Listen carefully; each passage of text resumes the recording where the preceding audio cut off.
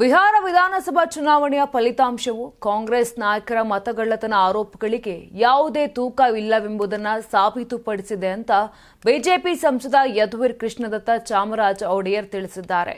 ಪತ್ರಕರ್ತರೊಂದಿಗೆ ಮಾತನಾಡಿದ ಅವರು, ಮತಗಳ್ಳತನಕ್ಕೆ ಸಂಬಂಧಿಸಿದಂತೆ ಸಾಕ್ಷಿ ಇದ್ದರೆ ಚುನಾವಣಾ ಆಯೋಗಕ್ಕೆ ದೂರು ಸಲ್ಲಿಸುವಂತೆ ನಾವು ಹಲವು ಬಾರಿ ಹೇಳಿದ್ದೇವೆ. ಆದರೆ ಕಾಂಗ್ರೆಸ್ ನಾಯಕರು ದೂರು ನೀಡದೆ ಅದನ್ನೇ ಚುನಾವಣಾ ತಂತ್ರವಾಗಿಯೇ ಬಳಸಿಕೊಂಡಿದ್ದಾರೆ ಎಂದು ಟೀಕಿಸಿದರು. ಅರ್ಧ ಸತ್ಯ ಹೇಳುವುದು, ಜನರನ್ನ ತಪ್ಪು ದಾರಿಗೆ ನಡೆಸುವುದು ಮತ್ತು ಅಪಪ್ರಚಾರ ಮಾಡುವುದು ಕಾಂಗ್ರೆಸ್ನ ನೆಲೆಯಾಗಿದೆ.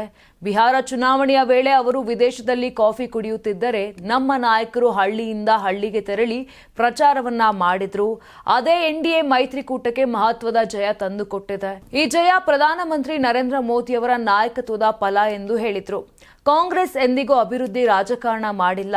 ಸಮಾಜ ವಿಭಜನೆ ಮೂಲಕ ಲಾಭ ಪಡೆಯುವುದು ಅವರ ನಿಲುವು.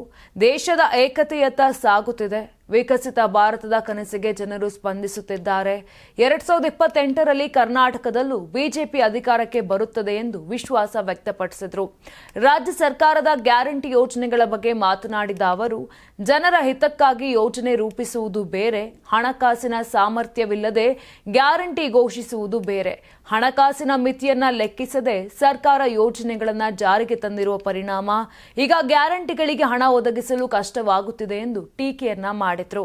ನೀವು ಸಣ್ಣ ಆಗ್ಬೇಕಲ್ವಾ? ಅದು ಒಂದು ಉತ್ತಮ ಆಹಾರದಿಂದ ಸಣ್ಣ ಆಗ್ಬೇಕಲ್ವಾ? ಪ್ರತಿದಿನ ನಮ್ಮ ಜೀನಿ ಸ್ಲಿಮ್ ನ ಯೂಸ್ ಮಾಡಿ ಯಾವುದೇ ಸೈಡ್ ಎಫೆಕ್ಟ್ ಇಲ್ದಂಗೆ ನೀವು ಸಣ್ಣ ಆಗ್ತೀರಾ. ನಿಮಗೆ ಮಾಧ್ಯಮದಲ್ಲಿ ಕೆಲಸ ಮಾಡುವ ಆಸಕ್ತಿ ಇದೆಯಾ? ಹಾಗಾದ್ರೆ ಕರ್ನಾಟಕ ಟಿವಿ ಡಿಜಿಟಲ್ ಮೀಡಿಯಾದಲ್ಲಿದೆ ನಿಮಗೆ ಒಳ್ಳೆಯ ಅವಕಾಶ. ಆಯ್ಕೆಯಾದವರಿಗೆ ಉಚಿತ ತರಬೇತಿ ಕೊಡ್ತೀವಿ. ತರಬೇತಿ ನಂತರ ಕೆಲಸ ಮಾಡುವ ಅವಕಾಶನೂ ಕೊಡ್ತೀವಿ. ಈ ಕೂಡಲೇ ನಿಮ್ಮ ಮಾಹಿತಿಯನ್ನ ಮೇಲ್ ಮಾಡಿ.